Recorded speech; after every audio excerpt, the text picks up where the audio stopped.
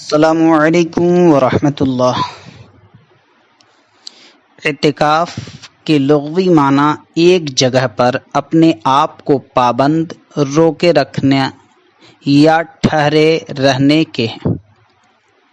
قرآن پاک میں یہی لفظ اسی معنوں میں استعمال ہوا ہے، لیکن شرعی اصطلاح میں اس سے مراد ایک ایسی عبادت ہے جس میں مسلمان مقررہ مدت کے لیے دنیا سے الگ ہو کر یاد الہی کے لیے مسجد میں بیٹھ جاتا ہے، اور یہ عبادت عموماً رمضان المبارک کے آخری عشرے میں کی جاتی ہے۔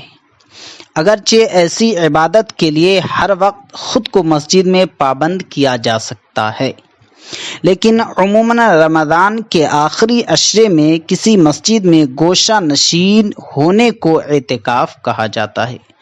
قرآن پاک سے اس امر کا ثبوت ملتا ہے کہ یہ بہت پرانی عبادت ہے اور گزشتہ پیغمبروں کی شریعتوں میں بھی جاری تھی۔ حضرت ابراہیم علیہ السلام کو حکم ہوا کہ میرے گھر کو طواف کرنے والوں اور اعتکاف کرنے والوں کے لیے پاک و صاف رکھو۔ اس سے پتہ چلا کہ دین ابراہیمی میں اعتکاف تھا۔ اسی طرح حضرت موسیٰ علیہ السلام نے جو 40 دن طور سینا پر گزارے تھے وہ بھی ایک طرح کا اعتکاف تھا۔ اعتکاف دراصل دنیا سے الگ ہو کر اللہ کی یاد ہے، اور اللہ کے اکثر پیغمبروں کو نبوت کی سرفرازی کے لیے دنیا سے الگ ہو کر کچھ عرصہ تنہائی میں اللہ کو یاد کرنا پڑا۔ اگرچہ ہم اسے اعتکاف نہیں کہتے، لیکن در حقیقت وہ خلوت کی عبادت اعتکاف ہی کی طرح ہے۔ چنانچہ جنہیں اللہ کی معرفت حاصل ہوتی ہے انہیں بھی اسی منزل سے ضرور گزرنا پڑتا ہے۔ اعتکاف کے چند ارکان ہیں۔ اعتکاف کے لیے چند چیزوں کا ہونا بہت ضروری ہے جنہیں ارکان اعتکاف کہا جاتا ہے۔ اگر یہ چیزیں نہ ہوں تو اعتکاف نہیں ہوگا، لہذا اعتکاف کے ارکان 4 ہیں۔ اعتکاف کا پہلا رکن نیت ہے، مگر بعض ائمہ نے اسے رکن قرار نہیں دیا بلکہ شرط قرار دیا ہے۔ نیت کو خواہ رکن یا شرط تسلیم کیا جائے، مانا جائے، بہر صورت یہ اعتکاف کے لیے ضروری ہے۔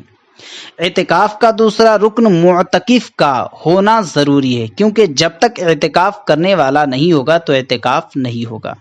اعتکاف کا تیسرا رکن مسجد کا ہونا ہے، کیونکہ مسجد کے بغیر کسی جگہ پر ویسے ہی بیٹھ جانا اعتکاف نہیں کہلاتا۔ اعتکاف کا چوتھا رکن معتکف کا مسجد میں رہنا ہے۔ اگر معتکف دوران اعتکاف مسجد میں نہیں رہتا تو اعتکاف نہیں ہوگا۔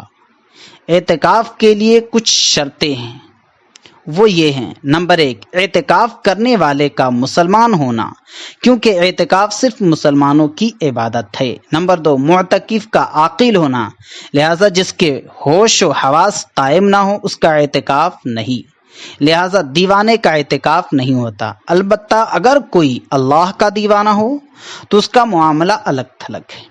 نمبر 3، واجب اور سنت اعتکاف کے لیے روزہ رکھنا ضروری ہے۔ نمبر 4، عورت کے اعتکاف کے لیے عورت کا حیض اور نفاس سے پاک ہونا ضروری ہے۔ نمبر 5، عورتوں کا اعتکاف گھر میں ہوگا، مسجد میں نہیں۔ نمبر 6، بلوغت اعتکاف کے لیے شرط نہیں، بلکہ جو نابالغ اچھے برے کی تمیز کا شعور رکھتا ہو وہ اعتکاف کر سکتا ہے۔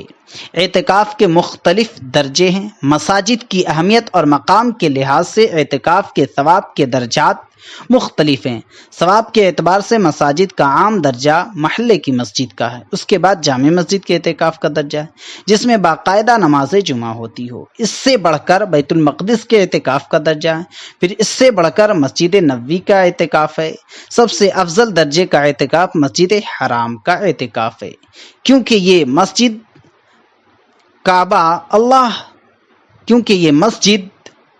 کعبہ کی نسبت کی وجہ سے روئے زمین کی تمام مساجد سے افضل درجہ رکھتی ہے۔ اعتکاف کی چند قسمیں ہیں۔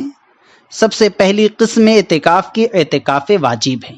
اعتکاف واجب وہ اعتکاف جو نذر یعنی منت ماننے سے واجب ہو جائے یا کسی مسنون اعتکاف کو فاسد کرنے سے اس کی قضا واجب ہو گئی ہو۔ دوسری قسم اعتکاف کی سنت اعتکاف ہے۔ یہ وہ اعتکاف ہے جو صرف رمضان المبارک کے آخری عشرے میں 21ویں شب سے عید کا چاند دیکھنے تک کیا جاتا ہے، چونکہ حضرت صلی اللہ علیہ وسلم ہر سال ان دنوں میں اعتکاف فرمایا کرتے تھے، اس لیے اسے سنت اعتکاف کہا جاتا ہے۔ تیسری قسم اعتکاف نفل ہے۔ وہ اعتکاف ہے جو کسی بھی وقت کیا جا سکتا ہے، چونکہ ان تینوں قسموں کے احکام الگ الگ ہیں۔